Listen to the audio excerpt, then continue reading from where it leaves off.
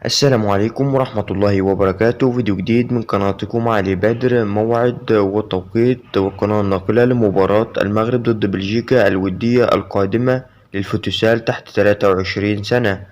قبل ما نبدأ الفيديو فضلا لايك للفيديو، اشترك في القناة. تنطلق المباراة يوم 31/10/2023 الجاري في تمام الخامسة بتوقيت المغرب والجزائر وتونس، السابعة بتوقيت مصر والسعودية.